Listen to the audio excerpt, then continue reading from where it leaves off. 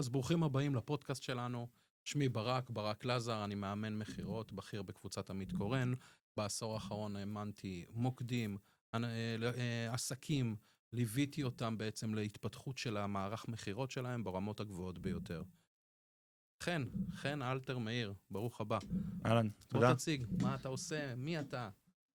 אז למי שלא מכיר, אני חן אלתר מאיר, אני יועץ עסקי, מאמן מנטלי, מלווה עסקים ב-13 שנים האחרונות פחות או יותר, עסקים קטנים, עסקים בינוניים, ובעצם מעביר תהליכי ייעוץ לעסקים, באמת משלב הקמת העסק ועד השלבים המתקדמים ביותר של אסטרטגיה ושיפור העסק, באמת ללכת לשלבים המתקדמים והגבוהים ביותר שאפשר לקחת את העסק. ברק, איזה כיף להיות פה. איזה כיף שבאת. אז באמת, חן, ספר לי, אתה בעצם יועץ עסקי כמה זמן? 16 שנה האחרונות? 14 שנים. 13 שנים האחרונות. 13 שנה אתה יועץ עסקי, ליווית לא מעט עסקים. המון, כן. איזה עסק בולט שמגיע אליך הכי הרבה? קוסמטיקאיות, רופאי שיניים, מה אתה הכי אוהב לגעת? מה אני הכי אוהב ומה מגיע הכי הרבה? זה שני דברים שונים. מה מגיע הכי הרבה? בוא נתחיל מזה. מה שמגיע הכי הרבה זה לאו דווקא תחום מסוים, אבל זה צורת עסק מסוימת, וזה העסקים של ה-one man show. בעצם העסקים של ה-one man show, העסקים של בן אדם אחד, קוסמטיקאית למשל, מטפלים למיניהם, יש פה עוד המון תחומים, צלמים, עורכי וידאו, קמפיינרים, יש המון סוגים של עסקים מהסוג הזה.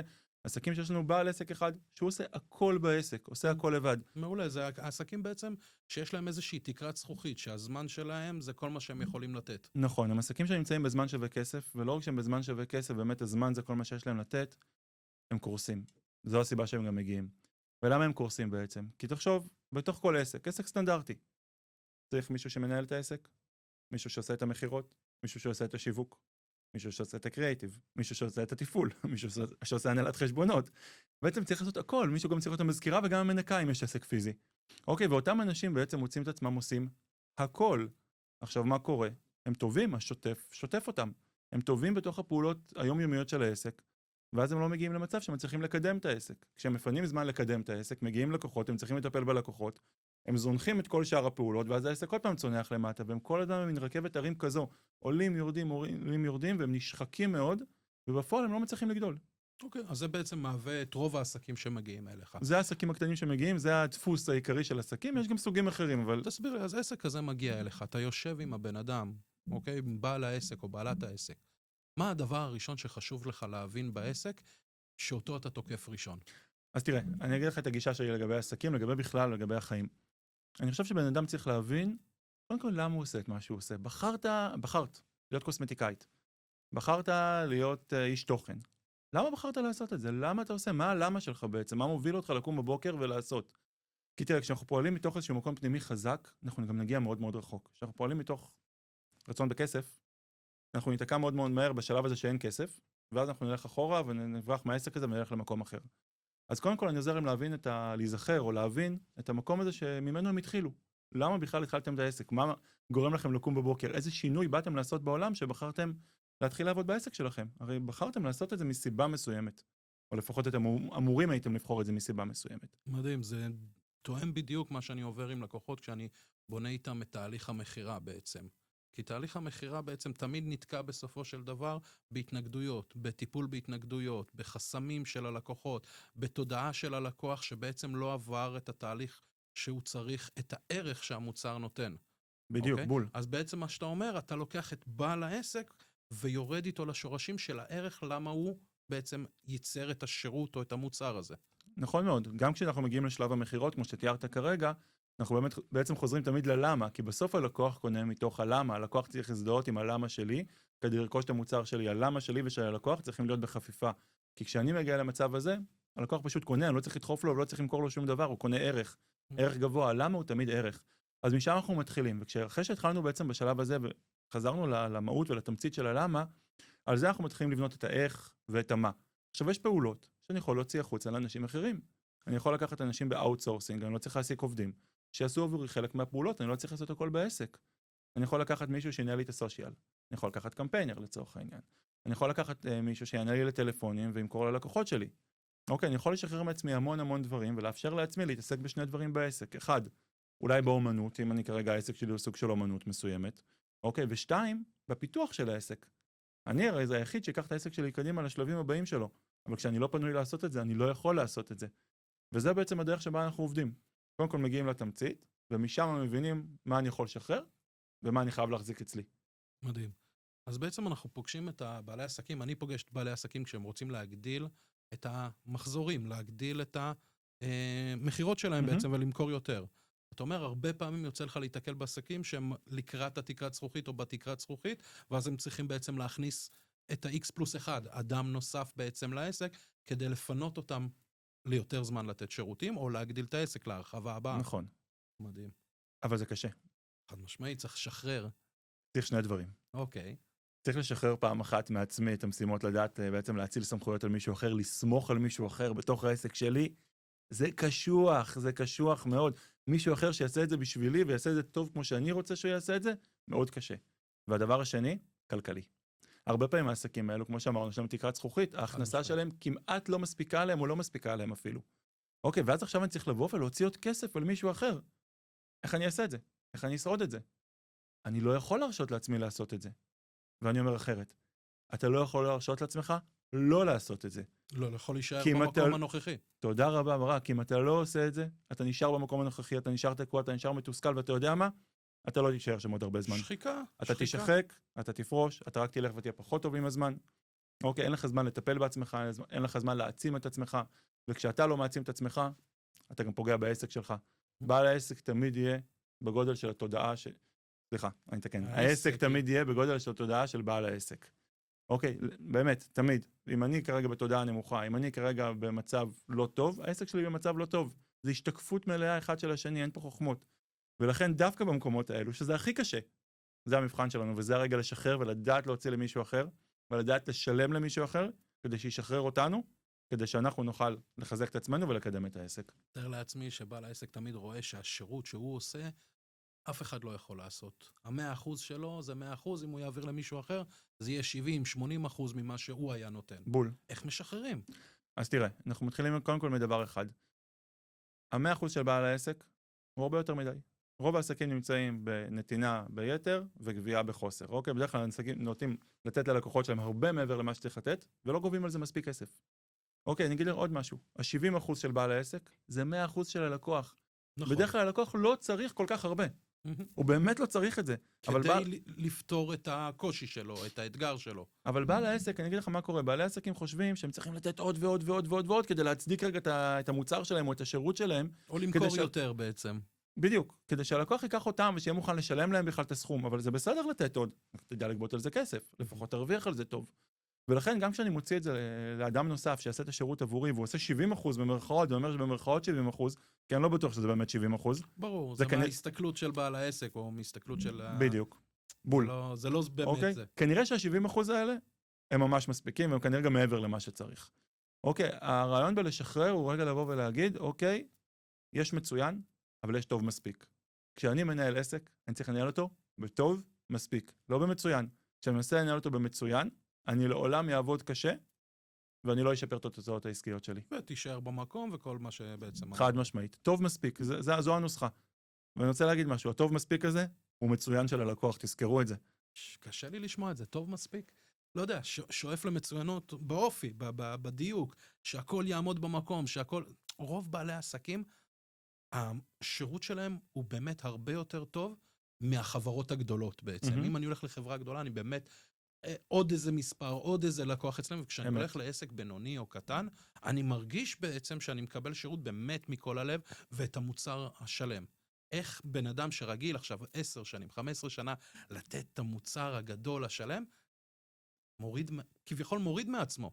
אוקיי, אז בוא נדבר על פרפקציוניזם לצורך העניין, על המושלמות הזו, שהכל צריך להיות מושלם ונהדר ונפלא והכי טוב שיש.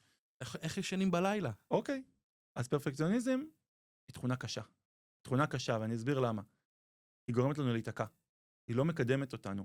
כשאני מנסה לעשות משהו מושלם, והוא לא יוצא למושלם כמו שרציתי, מה בדרך כלל קורה לי? לאן זה מביא אותי? תוסכל.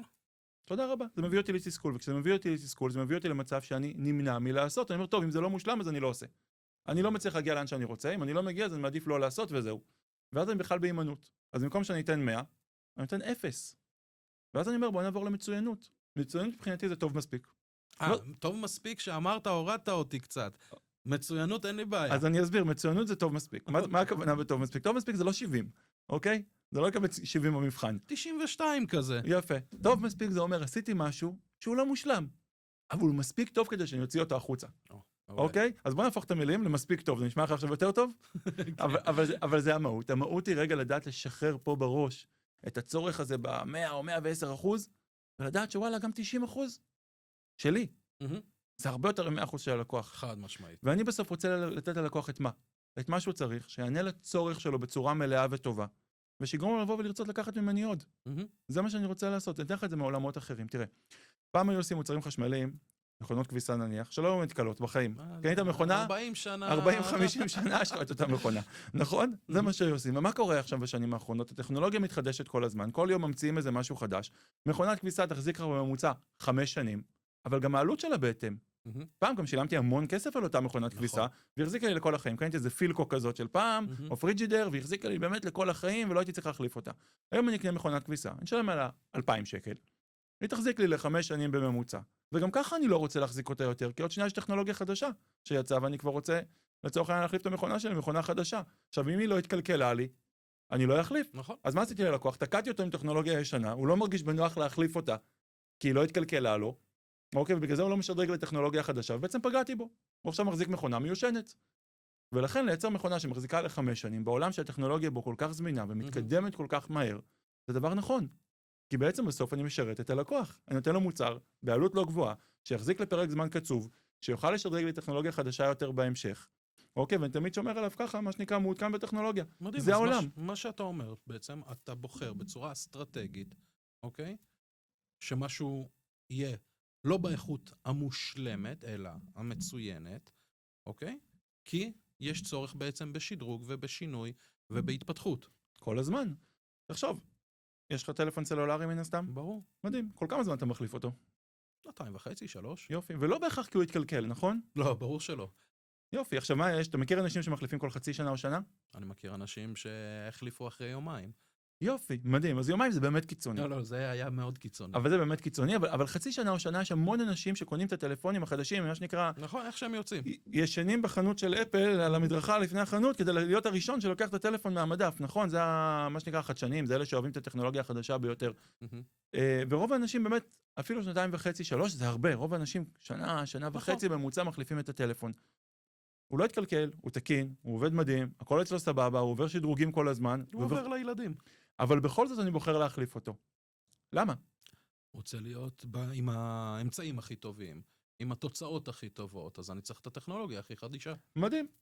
אז זאת אומרת, שאם הם נותנים לי גם את הטלפון עם הטכנולוגיה הכי חדישה, אוקיי, הכי חדש שיש כל הזמן, אוקיי, באמת, אם החברה הייתה מוציאה את הטלפון הכי טוב שהיא מסוגלת להוציא, כי זה לא מה שהיא מוציאה. נכון.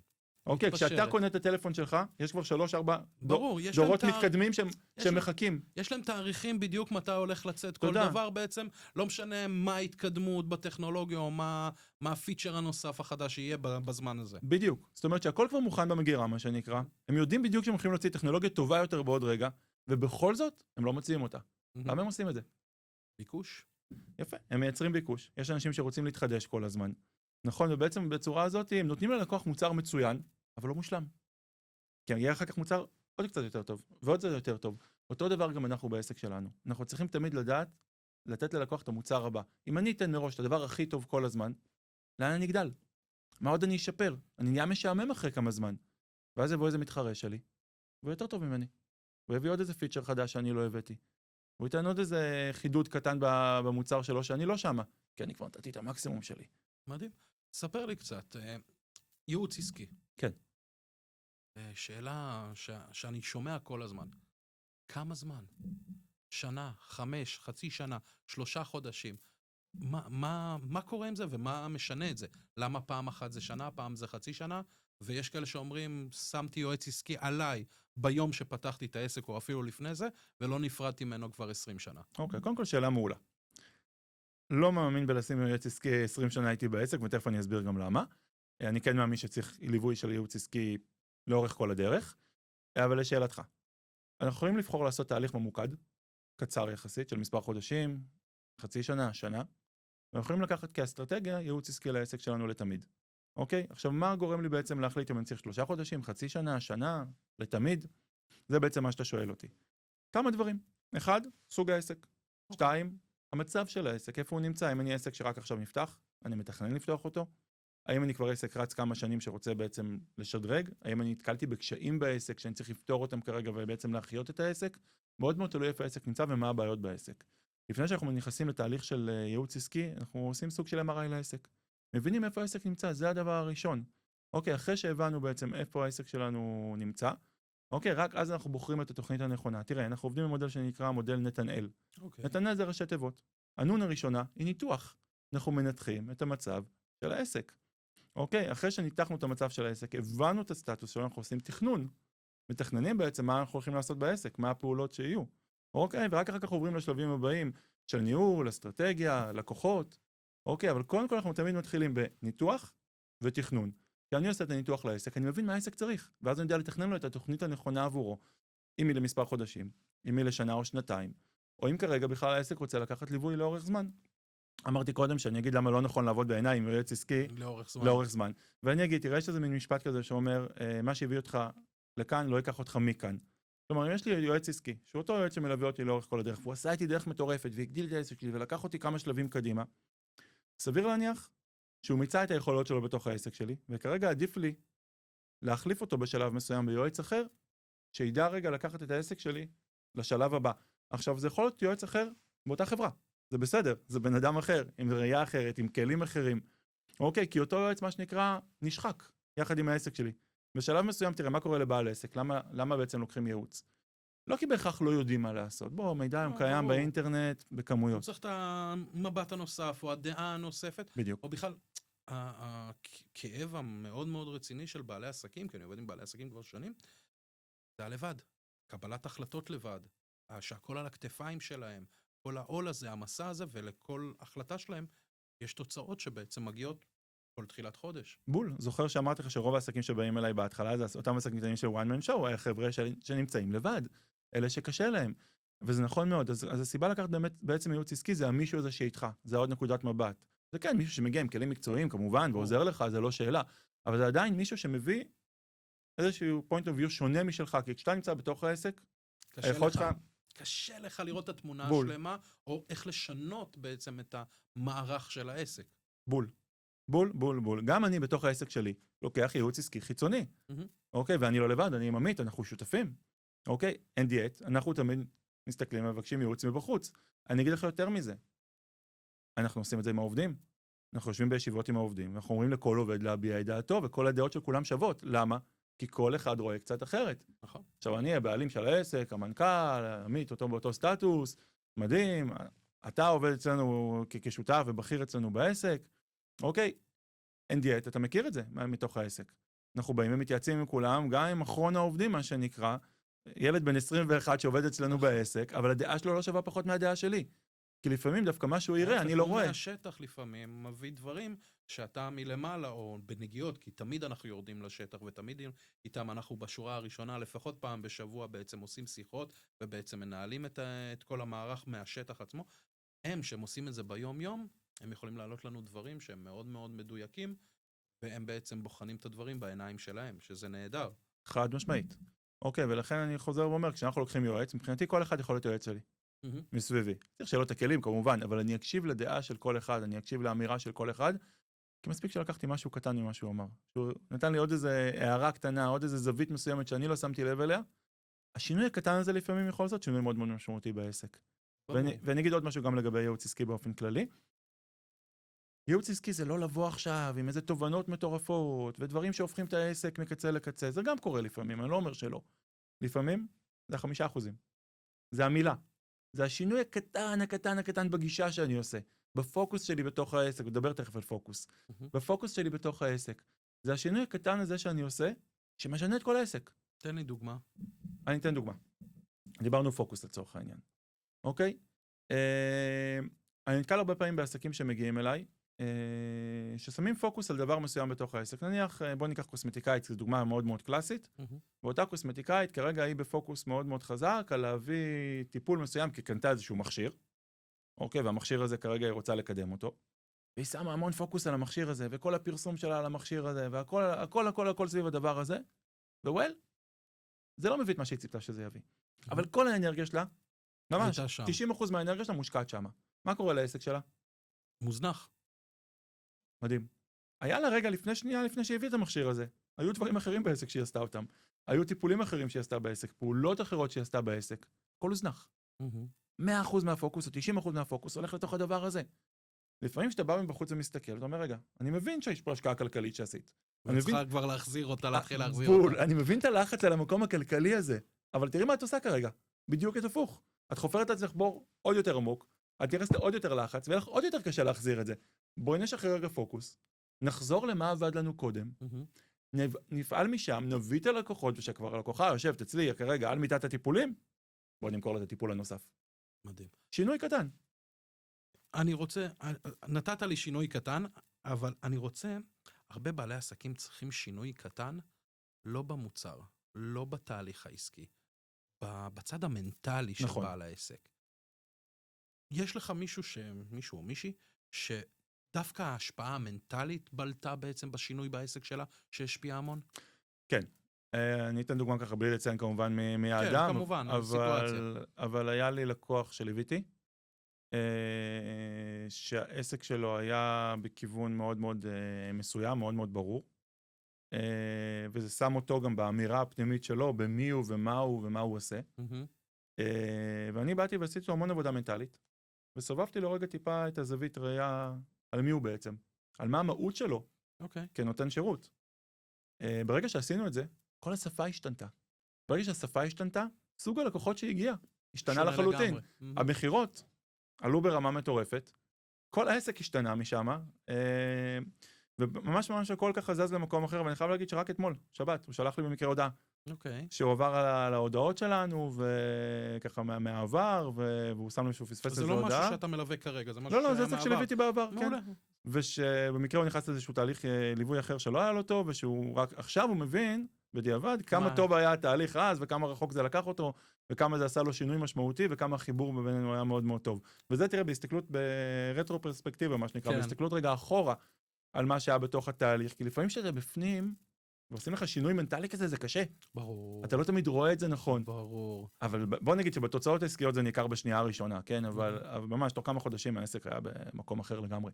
ולוקח לו זמן להקל את זה, כי עד לפני רגע הוא היה פרסונה אחרת, הוא היה תחת טייטל אחר, כמו שאמרת, ככה הוא ראה את עצמו. ממש ככה. ממש שינינו את הטייטל, ברמה ששינינו את הטייטל, ברמה הזאת. זה היה כל כך חשוב לעשות את זה, את הדברים הקטנים האלה, אתה יודע, אתה מכיר את זה, זה כמו שבן אדם מאמץ לעצמו שם נוסף פתאום. נכון? כי רוצים לעשות איזה שינוי אנרגטי בחיים. נכון. בקבלה אומרים לנו, קח שם נוסף והכל, אתה מוסיף עוד שם לשם שלך, או מחליף את השם, ופתאום זה משנה משהו בכל המקום שלך, משהו באנרגיה משתנה, או אומרים, משנה מקום, משנה מזל. נכון? זה לא סתם נאמר. לא, זה ממש כי יש משהו משפיע עליך. אנרגטי בשינוי שאני עושה, שמשנה את התודעה שלי, שמשפיע על הפעולות שלי, שמשפיע על התגובות של הסביבה אליי, והכל זז פתאום בחיים שלי למקום אחר. וזה בגדול הרעיון. הרעיון הוא כן, אני עובד המון, דרך אגב, במהות שלי, כמו שאמרתי, אני גם מאמן מנטלי.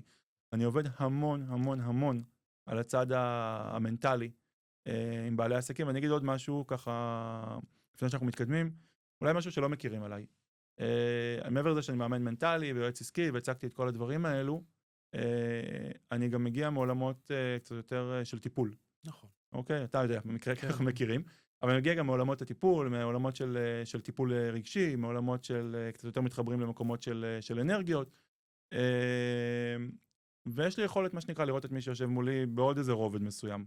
שהוא מעבר לגלוי, אני אקרא לזה, אוקיי? דברים קצת יותר עמוקים, קצת לראות עמוק יותר לתוך הבן אדם.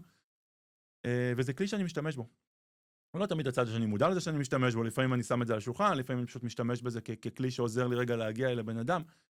אבל ברגע שאני משתמש בדבר הזה, ואני ככה רואה את הבן אדם פנימה, ואני יודע לתת את הדיוק הקטן הזה, ואנשים מצליחים להתחבר לזה, אפרופו הלמה מקודם, נכון. אוקיי, זה אותו דבר, נוצר שינוי אמיתי.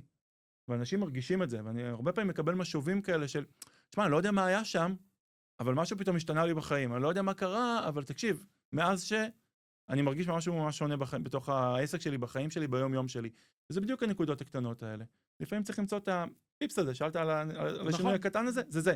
זה הפיין-טיונינג, מה שנקרא. מדהים. מדהים, מדהים, מדהים. קודם כל, כיף לשמוע, אני מאוד אוהב לשמוע דוגמאות. תשמע, יצא לי לדבר עם לקוחות שבעצם יצאו ממך מתהליכים של ליווי עסקי תוך כדי התהליך, ואתה יודע, יש פגישות שהן סטנדרטיות, יוצאים אפילו לפעמים עם המון עבודה והמון פרויקטים לצאת החוץ, ולפעמים הם יוצאים לך פשוט 30 סנטימטר, מרחפים באוויר. כי זה לוקח זמן, אבל כשהשינויים קורים, השינויים קורים. וההשפעה של הליווי העסקי באמת באמת עובדת.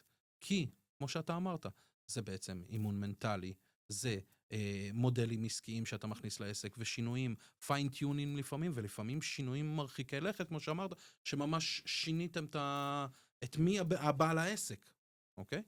באיזה שלב אתה הכי אוהב לקבל עסק? אני רגע רוצה להתייחס למה שאמרת קודם, ואז אני אתייחס לשאלה שלך ברשותך. תראה, אני מלווה זוג, שעובדים ביחד בעסק. קרו גם שינויים בתוך העסק שלהם, ותנודות קצת, אבל בסופו של יום כרגע נוצר מצב שהם שניהם ב100% משרה בתוך העסק ביחד. אוקיי. ומנהלים ביד ביחד, וילדים, וכל מה שמשתמע מזה. זאת אומרת, צמודים 24 שעות ביממה. אמת.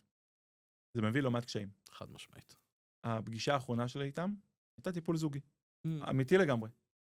היה חיכוכים קשים שם, זה נכנס לתוך הבית, הלחץ נכנס לתוך הבית, ואני אמרתי, טוב, מבחינתי, אם זה מה שקורה כרגע, זה מקום לעשות בו קאט. אם הדבר הזה יכול באיזושהי צורה לפגוע במשפחתיות שלהם, לפגוע בזוגיות שלהם, העסק הזה לא שווה את זה. אוקיי, יש דברים שהם קודמים לעסק, מה שנקרא. וצריך לעשות פה שינויים. ועשיתי איתם שיחה שהייתה ממש כאילו ברמת האימון הזוגי, אני אקרא לזה. עשינו שם תהליך מאוד מאוד נחמד, שבסופו היה שיפור מאוד משמעותי בכל התקשורת ביניהם וכל מה שקרה, וזה גם מתחיל לייצר שינויים בתוך העסק. אבל זה מתחבר למה שאמרת קודם, על 30 סנטימטר מעל האדמה. לפעמים, או לא לפעמים, אני אגיד אפילו תמיד, אנחנו קודם כל צריכים להסתכל על הבן אדם שנמצא בעסק, ורק לאחר מכן על העסק. אם הבן אדם לא יהיה במקום הנכון, העסק לא יהיה במקום הנכון. אם הבן אדם לא נמצא מנטלית במקום הנכון, העסק שלו לא יגיע לאן שהוא רוצה שהוא יגיע. ולכן תמיד הדגש מבחינתי, הראשון, בכל פגישה ובכל תהליך, זה על האדם עצמו. ברור. כשאני מעביר את האדם דרך, אני אעביר את העסק. העסק זה קל, עזוב, זה שטויות. באמת זה שטויות. צריך להעביר את הבן אדם דרך. הקושי הוא תמיד אנשים ולא עסקים. תזכור את זה. שאלת שאלה נוספת? כן, שאלתי, באיזה מצב אתה אוהב שהעסק מגיע אליך לתחילת תהליך? אני אדבר על המצב האידיאלי, ואני אדבר מה בדרך כלל אנחנו מקבלים. מצב אידיאלי, יש לי רעיון לעסק. מצב מדהים. עוד לא עשיתי כלום, אני רק מגיע עם הרעיון. למה? כי זה שלב שאני יודע לבחון יחד עם הבן אדם, אם הרעיון הזה מוצלח או לא מוצלח, איך להפוך אותו למוצלח יותר, איך לבנות את זה נכון מראש, ואיך לא לעשות טעויות בדרך. כי בסופו של דבר, אנחנו עושים המון טעויות בדרך, אוקיי? עכשיו, אין אפס, גם כשאתה לוקח ייעוץ עסקי, יהיו טעויות בדרך. הם כנראה לא יהיו טעויות מהותיות, לא יהיו טעויות קריטיות, לא כאלה שמוטטו את העסק. וגם אם כן, תמיד נדע לתקן אותן. אוקיי, זה מבחינת המצב האידיאלי, איך אני רוצה לקבל עסק. כמה עסקים כאלה אני מקבל? אחוז מאוד קטן ממי שמגיע אלינו, אוקיי? למה? כי לפתוח עסק זה יש לי רעיון, יאללה בוא נעשה עסק. במדינת ישראל. במדינת ישראל, כן. נפתח עסק. בדיוק. וזה לא באמת. דרך אגב, אפרופו סטטיסטיקה, נפתח עסק במדינת ישראל, גם נסגר עסק במדינת ישראל. 80% מהעסקים בישראל נסגרים במהלך 3 שנים הראשונות לחיים שלהם, מתוך זה 70% בשנה הראשונה, וגם מי ששורד, מאותם 20% ששרדו 3 שנים, 80% מתגלגלים. מה זה נותן לנו? שבסוף רק 4% מהעסקים בישראל באמת עסקים מצליחים. זה נתון קשה. מטורף. קשה מאוד, זה נתון מאוד מאוד קשה. אוקיי, וזה מה שקורה. אז אני אוהב לקבל עסקים שבשלב הרעיון. השלב השני שאני אוהב לקבל בו עסקים, עסקים מצליחים, עובדים, שרוצים לגדול לשלב הבא. מבינים שעכשיו הם מה שנקרא מיצו את היכולות שלהם, העסק עובד, מכניס כסף, מפרנס מדהים. רוצים לקפוץ לרמה הבאה, רוצים להגדיל את העסק, רוצים לשכפל את העסק, רוצים להפוך לזיקיונות, רוצים לייצר איזשהו גידול מדהים וחדש בעסק שלהם, וזה גם שלב מאוד מאוד כיפי. כי זה קודם כל בעלי עסקים תודעה טובה וגבוהה, פעם אחת. פעם שנייה זה עסק שיש בו כסף. עסק שיש בו כסף זה עסק שאפשר לעשות בשינויים יותר בקלות, כי אין לחץ כלכלי. יש יותר כלים שאפשר להשתמש בהם. יש אוויר, בדיוק, אפשר לעבור לכלים חדשים, לכלים שעולים כסף, אבל גם שמייצרים לנו כסף. מה שקשה מאוד בעסקים שנמצאים כרגע במצוקה כלכלית, כי אין מאיפה להוציא את הכסף. אז כמו כל דבר בחיים, מי שיש לו עסק שעובד, או יש לו פרנסה טובה, וצריך לעשות שינוי, פחות מגיע בעצם לעשות את הפעולות האלה, כי הוא באזור נוחות. מי ששבור, מי שנחווה, מי שכואב לו, מגיע לעשות את התיקונים. חד משמעית, נכון, אבל אני מזמין את כולם. מזמין, לעשות את זה רגע קודם. ברוכים הבאים, בואו, כמובן. תעשו את זה רגע קודם. רגע לפני שאתם מגיעים לנקודה הזאת, שהיא כמו שנקרא כבר כמעט נקודת אל חזור, ותראה, זה גם קורה. פונים אלינו לפעמים עסקים, שבכל הכנות, לי כבר אין יכולת לעזור להם. ואני גם אומר להם את זה. לפעמים אני אומר, תקשיב, אני אלווה אותך לסגירת העסק. אני מוכן לעזור לך בזה בשמחה ובאהבה. אבל לקחת את העסק שלך מאיפה שהוא נמצא, במקום שאתה נמצא בו, אי אפשר. אי אפשר. בלי שינוי מאוד מאוד מהותי, בלי להביא כספים מבחוץ, בלי לייצר משהו מאוד משמעותי, אי אפשר.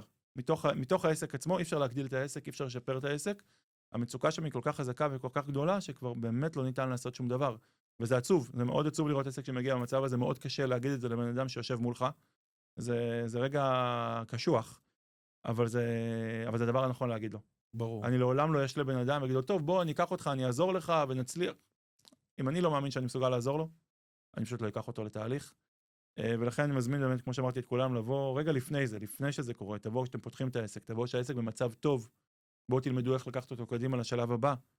אוקיי, זה שזה נראה שזה מצליח ומדהים וכולם בהפי זה יופי. ברור. אבל אם לא בנינו אותו נכון מראש, הנפילה זה רק עניין של זמן. מעטים העסקים שהצליחו ממש, לאורך זמן, וגם הצליחו לגדול, שלא נבלו על בסיס נכון וחזק. אחד הדברים העיקריים בייעוץ עסקי זה בנייה של תוכנית עבודה. נכון. איך אתה ניגש לזה? אז תראה, יש כמה גישות לתוכנית עבודה. יש את הגישה שאומרת, בוא נבנה תוכנית של 50, 60 עמודים, ארוכה כזאת, ככה עם מלאה בתוכן וזה.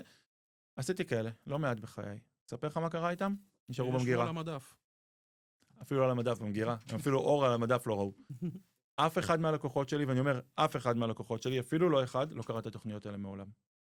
הן ארוכות. בשביל מה יש לו אותך? הן ארוכות, הן מלאות, הן מקשות, קשה לכתוב אותן, קשה לקרוא אותן, קשה להבין אותן. בעיניי מיותר. תוכנית עבודה טובה היא תוכנית 3, 4, 5 עמודים בלחץ.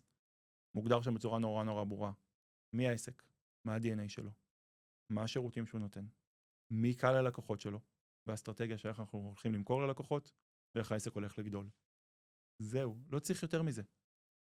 ואפשר להתקן תוכנית כזאת כל חצי שנה, כל שנה, לדייק אותה, לשפר אותה. זה מה שהעסק צריך בתוכנית העבודה שלו. צריך להיות קצרה, ממוקדת, ברורה. זהו. כשהתוכנית היא כזאת, אנחנו יודעים בדיוק לאן אנחנו הולכים. יש לנו מפת דרכים ברורה, יש פעולות שהולכים לבצע, וזה הופך להיות קל וברור לשני הצדדים, ואתה באמת רואה שאז הלקוחות לוקחים את התוכנית, מתייחסים אליה, קוראים אותה, וגם מתחילים ליישם דברים. זה לא עובר להם מעל הראש. בדיוק. שוב, תחשוב שעכשיו אני אומר לך, בוא תקרא, לא יודע, אנה קרנינה כזה. תראה לך כזה ספר. תסתכל עליי, תסתכל על הספר, תגיד, טוב, מתישהו נפנה לזה זמן, וזה לא תפנה לזה זמן אף פעם. אבל פשוט לך איזה מדריך קצר כזה, של ספר כיס מה שאני אקרא, אומר לך, וואלה, ברק תקרא את זה. תקרא 2 עמודים ביום. תקרא? כן, רוב הסיכויים. סביר שתחשב בישיבה אחת, תקרא את כל הספר. בדיוק. אוקיי? דרך אגב, גם אני באופן אישי, קשה לי עם הספרים הגדולים האלה והארוכים, זה קשה לי להחזיק שם. אני אוהב דברים קצרים, מתומצתים, שאני יכול לקרוא מהר, שאני נהנה מהם, שהם זורמים, ורוב האנשים מתנהלים ככה. אוקיי, אנשים בדרך כלל אוהבים דברים שהם ככה, אנחנו גם צריך לזכור, אנחנו בעולם שהוא מהיר, הקצב פה נורא מהיר. אין זמן לשבת. תראה, אנשים לא קוראים פוסטים, יקראו תוכניות עבודה, יקראו ספרים. אוקיי, השאלה אם לקרוא את התוכנית עבודה זה חלק מהתהליך, או שאתה כיועץ עסקי בעצם צריך לתרגם את התוכנית עבודה לפרקטיקה בשטח. חד משמעית, זה גם וגם. תראה. אז בוא, תסביר לי. אני רוצה שהלקוח יקרא את תוכנית העבודה, שיבין לאן אנחנו הולכים וגם יסכים איתה. בוא, אנחנו בסוף, זה העסק שלו, לא העסק שלי, הוא כותב איתך את התוכנית עבודה, אתה כותב עבורו את התוכנית עבודה. אני כותב עבורו. אני אוסף ממנו את הנתונים. אוקיי, לומד את העסק וכותב את התוכנית עבורו. אני אגיד עוד משהו, אני לעולם לא כותב את התוכנית שבועיים הראשונים שאני מכיר את העסק. אני תמיד אעשה את זה אחרי 2-3 לפחות. אני מכיר הרבה יותר טוב את העסק, מכיר את הקשיים, מכיר את הבעיות, יודע איפה העסק נמצא, ורק אז אני אשב לכתוב לו את התוכנית. אוקיי, זה כבר אחרי שיש לנו היכרות, יש מערכת יחסים, אנחנו יודעים בדיוק לאן אנחנו הולכים. אוקיי, ואז אני כותב את התוכנית. הלקוח, אני מבקש ממנו תמיד שיקרא את התוכנית ויאשר לי אותה. בסופו של דבר זה העסק שלו, הוא צריך להסכים שזה המקום שאליו אנחנו הולכים. האופק שלו. בעצם העובדה שהוא גם קרא את התוכנית, זה אומר שהוא גם הבין אותה, אם יש לו שאלות, אני פה לענות, ואז אנחנו מתחילים ליישם את התוכנית בפועל.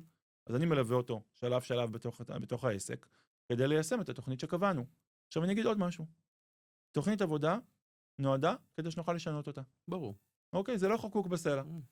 אוקיי, אני יכול לכתוב את התוכנית, להתחיל לרוץ בכיוון מסוים, להבין שהשוק השתנה, בוא, אנחנו במדינה מלחמה, קורונה, לא חסר, פה כל יומיים קורה לנו משהו, פה יוצא איזו תקנה חדשה, פה משנים את המיסים, פה פתאום משהו זז, השוק שלנו משתנה כל הזמן, האדמה שלנו היא לא יציבה, היא רועדת כל הזמן. ולכן אנחנו בעצם צריכים להגיע למצב שאנחנו לוקחים את התוכנית הזאת, ויודעים לזוז איתה, לשנות אותה מתי שצריך. זה הרעיון של התוכנית, וכן, הלקוח שותף מלא לתהליך, של התוכנית עצמה, לא של הכתיבה, אלא של ההטמעה של התוכנית, ושל השינויים שלה, דרך אגב. את השינויים אני עושה יחד עם הלקוח, בהסכמה. מדהים. מדהים. מה מבחינת זמינות ללקוח? כמה לקוח מדבר איתך? בטח בתחילת תהליך, אני מניח שזה בכמויות היסטריות. נכון, אז אני אסביר. תראה, קודם כל, לפני שאני אסביר רגע על המודל שאני עובד בו, אני אסביר משהו כללי לכל בעל עסק. אוקיי. גבולות. גבולות זה שם המשחק. גם בעסק שלכם, בייחוד מי שנותן שירות. אם אני ארצה להיות זמין ללקוח 24/7, וזה מה שאני אשדר ללקוח, פגעתי בעצמי, פגעתי בלקוח. זה לא נכון, זו טעות אסטרטגית, ואני אסביר למה. כשאני אומר לך שאני אהיה זמין לך 24/7, אני מייצר לך ציפייה מאוד מאוד מאוד מאוד מאוד גבוהה. ואם קרה ואני לא זמין 24/7, כי וואלה, אני בן אדם, אני לא באמת יכול להיות זמין 24/7. אבל אמרתי, והייתי זמין לא 24/7, הייתי זמין רק 27, אוקיי? או 26. זמינות מטורפת עדיין ולא סבירה, אוקיי? אבל אתה יצאת מאוכזב. כי אני הבטחתי לך 24/7, אתה רוצה ב3 לפנות בוקר להרים לי טלפון ואני אענה לך.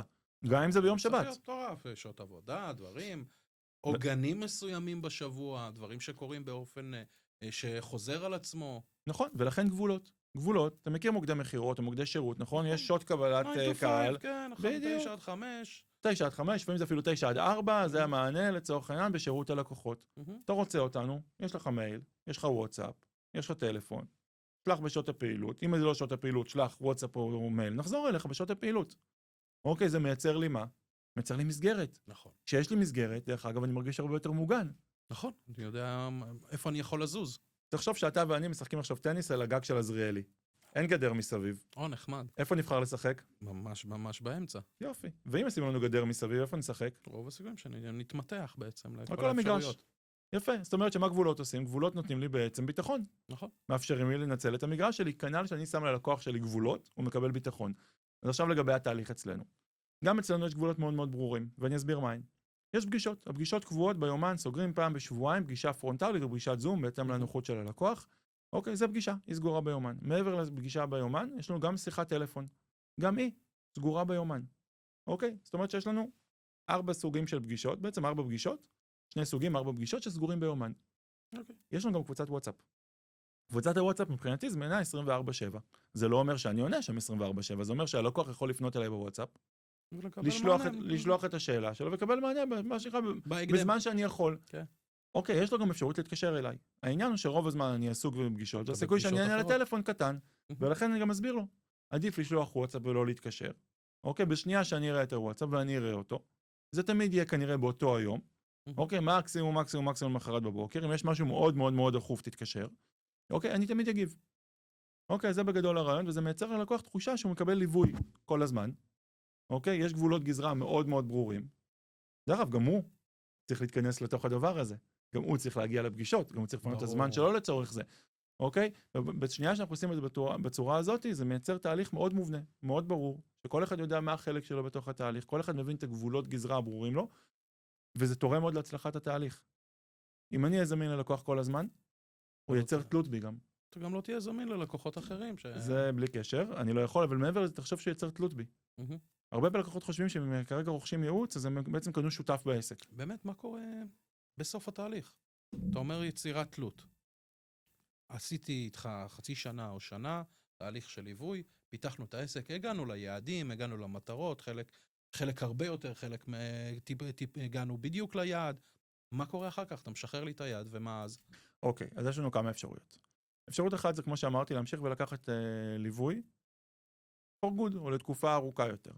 אוקיי, זה אנחנו לא לוקחים כבר ליווי כל כך צמוד, לא צריך לפגש פעם בשבועיים, אנחנו באיזשהו ליווי מרחוק כזה יותר, עושים שיחות טלפון, עושים פגישה פעם עושים פגישה פעם ברבעון, אנחנו מדייקים את העסק בהתאם לצורך, נותנים משהו ככה יותר מפוזר.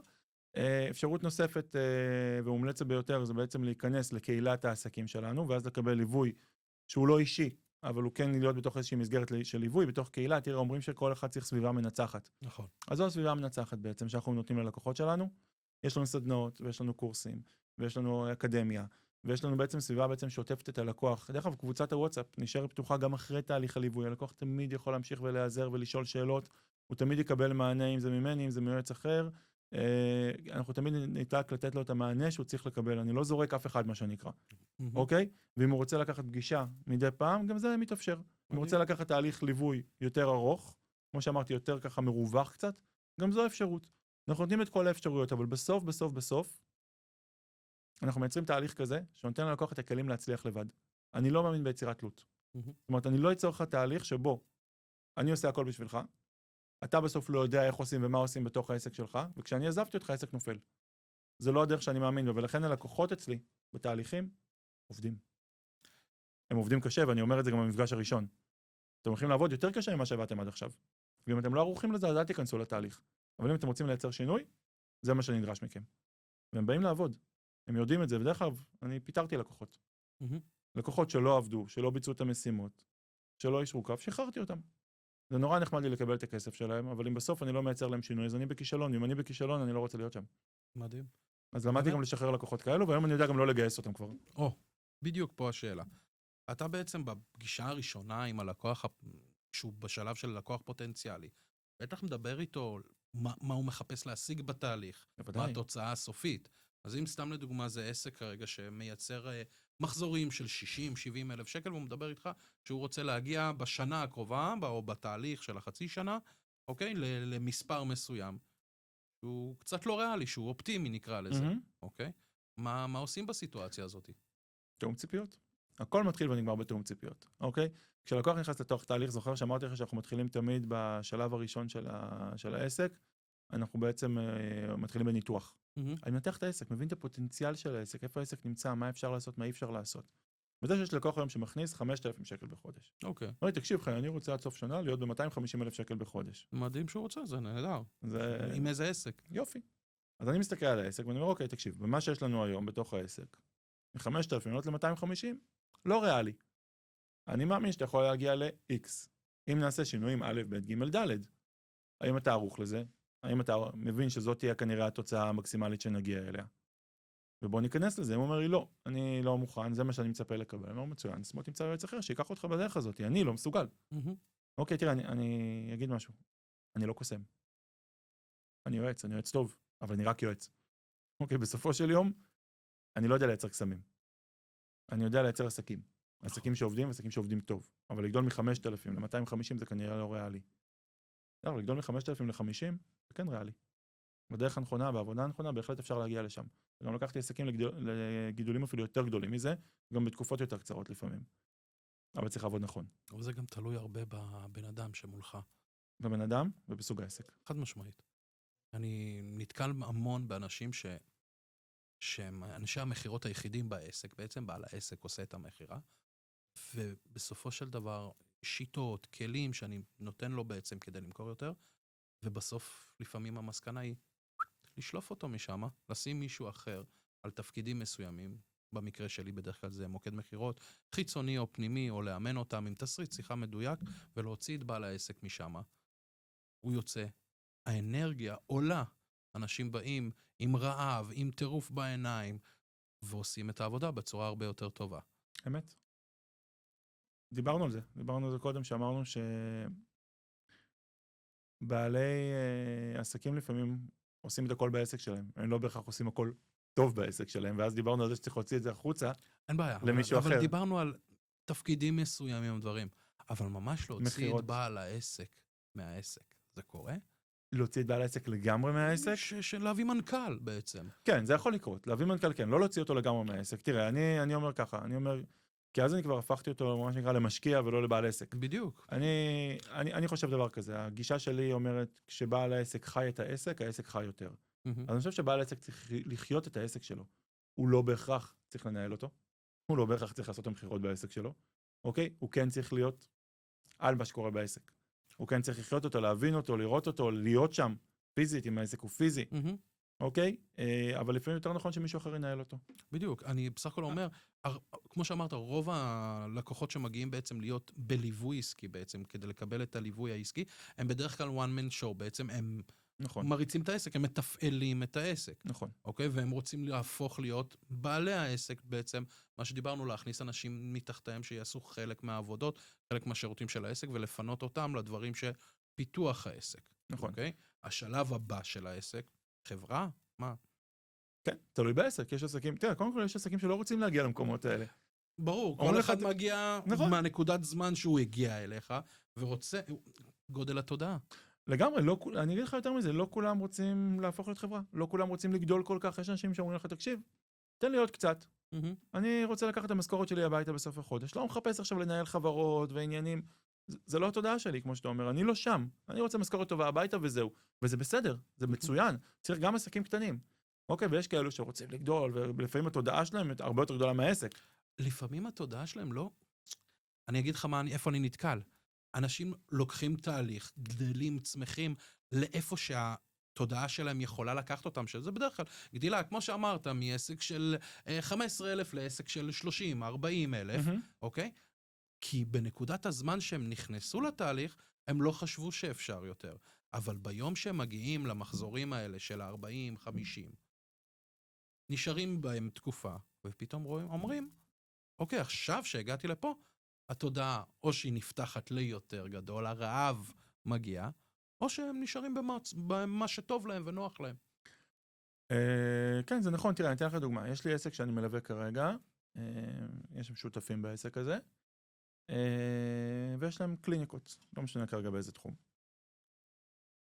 אני אמרתי להם שאנחנו צריכים, הקליניקות כאלה היום עובדות יום בשבוע, סך הכל מקבלות לקוחות, יש להם עוד תחומי עיסוק שהם עושים בתוך העסק הזה, ואני אמרתי להם, תראו, אנחנו צריכים כרגע להגדיל את כמות הלקוחות, לפתוח עוד ימים בקליניקות, לייצר הרבה יותר זרימה של לקוחות לתוך הקליניקה, שבנינו שם תהליך חדש לגמרי, העלינו מחירים, עשינו הרבה דברים, הם מאוד מאוד פחדו מהתהליך. מאוד הפחיד אותם לעלות מחירים, ומאוד הפחיד אותם לפתוח ימים נוספים בקליניקה, ברמה התפעולית, שאיך הם יתמודדו עם זה ומה יהיה.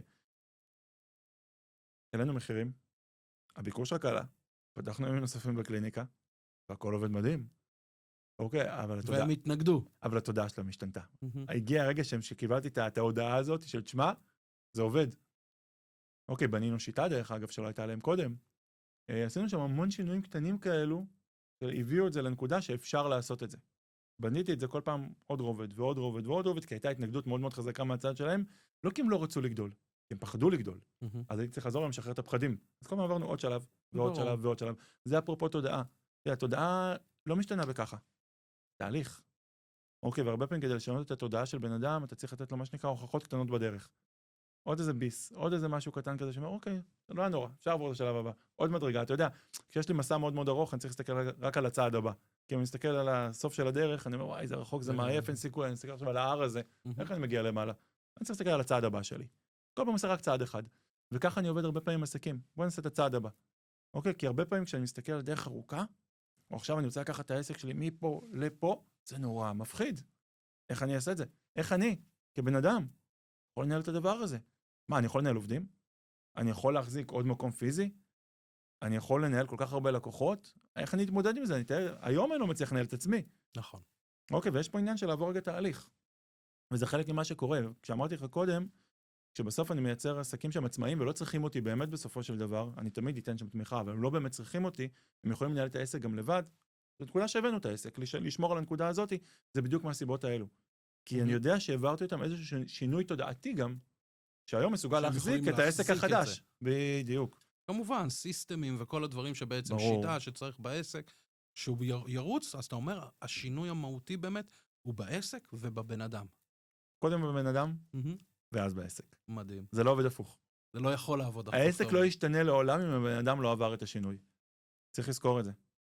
שאלת אותי קודם אם אפשר להוציא את הבן אדם מהעסק? לא באמת. ולכן אני אומר, צריך לזכור שבסוף העסק הוא תמונת ראי של הבן אדם. ואם הבן אדם עובר שינוי, העסק שלו יעבור שינוי. הבן אדם נשאר במקום שלו, העסק יישאר תקוע באותו מקום. אנחנו צריכים לייצר שינויים מנטליים לפני שאנחנו מייצרים שינויים עסקיים. אבל זה תמיד עובד במקביל. אוקיי, אנחנו עושים את זה במקביל בעצם. זה גם משפיע אחד על השני. כי מה קורה? תראה, שכרגע אני מעביר אותך שינוי מנטלי, ואני גם מייצר לך במקביל לזה שינויים קטנים בעסק שמייצרים תוצאות. אז מה קורה לצד המנטלי שלך? מתחזק בעצם מהתוצאה. אני מקבל אמונה. חיזוק חיובי. נכון, אני מקבל אמונה כי ראיתי תוצאה. נכון, מאוד מאוד, הכי קל לנו להאמין במשהו שאנחנו רואים שהוא מצליח. שזה כרגע רעיון, אז יותר קשה לי להאמין בזה. אבל כשיש לי הוכחות, מה שנקרא, זה יותר קל לי להאמין. אז אני מייצר לך הוכחות קטנות, מה שנקרא, תוצאות קטנות, ואתה מתחיל להאמין. ואז עוד קצת ועוד קצת ועוד קצת, אז שניהם עולים ככה כל הזמן במקביל. זה כמו חוק הכלים השלובים כזה, זה עולה ביחד. נכון.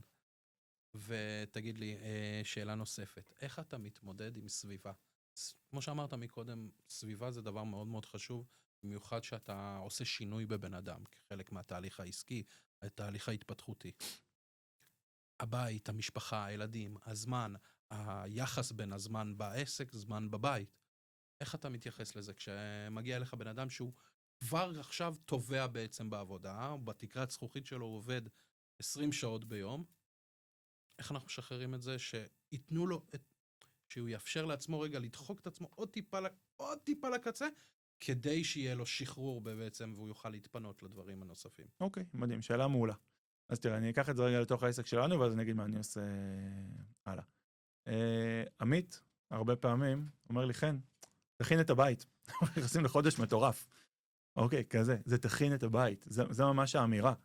אוקיי, אנחנו גם אני, גם עמית, אוקיי, אנחנו מכינים את הבית, אנחנו עושים שיחה אמיתית, של מה הולך להיות רגע בשבוע הקרוב, בחודש הקרוב.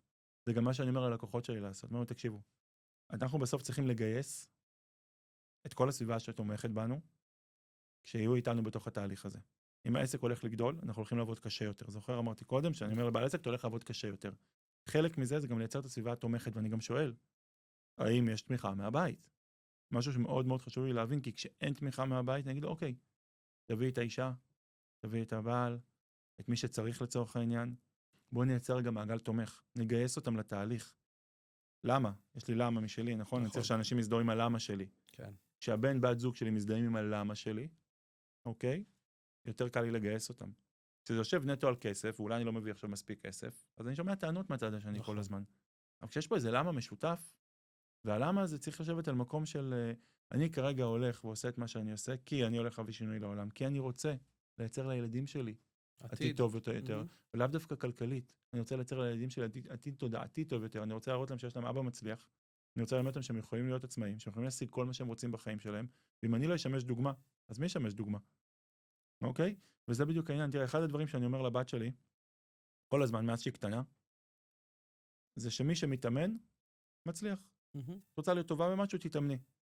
וזה חלחל מאוד מאוד חזק, כי היא מתאמנת על דברים שהיא לא מצליחה, היא יכולה להתפרק, לבכות מזה. מתוסכלת בטירוף, היא לא מפסיקה. תעשה עוד פעם, ועוד פעם, ועוד פעם, ועוד פעם עד שהיא תצליח. אתמול, בדיוק אתמול, היא הראתה לי שהיא עושה איזשהו קול כזה בעזרת היד על הלחי. שאלתי, אבל אתה יכול לעשות, וניסיתי ולא הצלחתי. ואמר לי, אבא, אבל תתאמן, אם אתה תתאמן, אתה תצליח, כי גם אני התאמנתי. ואז אמרתי לי, וואלה, הצלחתי. באה אליך חכמה אחרי שהיא התאמנה 2-3 שעות. היא התאמנה הרבה יותר מזה כנראה, אבל זה לא משנה. אבל מה שיצא פה זה שחלחל לה הרעיון שהיא צריכה להתאמן, והיא גם עכשיו גרבה ומלמדת אותי, שזה השלב הכי מתקדם בעיניי, כי אני יודע שהיא גם תעביר את זה לילדים שלה. התודעה שאם רוצים להצליח צריך להתאמן, היא חזקה, היא מושרשת בחזק. אוקיי, ואת זה אני גם רוצה להשריש לבעלי העסקים שאני מלווה, ואת זה אני רוצה שהם ישרישו הלאה למשפחות שלהם, שאם הם רוצים שהם יצליחו, הם צריכים לתמוך בהם, כי הם צריכים לעשות את זה עוד ועוד פעמים עד שהם יצליחו, לא לוותר. כי כשאנחנו מוותרים, אז נכשלנו. אתה יודע, אנחנו נשארים עם האפס ביד, עם המינוס בדרך כלל, אפילו לא עם האפס. כן, בדרך כלל, כן. במשפט או 2, מה תפקידך כיועץ עסקי? כל שאלה מעולה. אני אנסה ככה לדייק את זה במשפט אחד. אני חושב ששני דברים. אחד, להיות שם עבור הלקוח, כמו שאמרנו קודם, שלא יהיה לבד. ושתיים, לדייק אותו בקטנות. זו ההסתכלות שלי. אני חושב שהתפקיד שלי כיועץ עסקי, זה לדעת, לעשות לו את הפיינטיונינג הזה. רגע להביא אותו לנקודה הנכונה, לראות את הדברים הקטנים שהוא מפספס בהם, ולדייק אותו. הדיוק הקטן הזה, מביא לתוצאות. אבל זה בעצם מה שאתה אומר, אנחנו בונים את התוכנית עבודה, מבינים את המטרות, היעדים, עולים על המסלול, הכיוון המדויק והנכון, ומכאן אתה רק מדייק אותו, משכלל את זה, נגיעות קטנות, טיפול קטן. בול. אליפות. כן, תודה רבה, רבה, רבה. תודה רבה שהריחת אותי.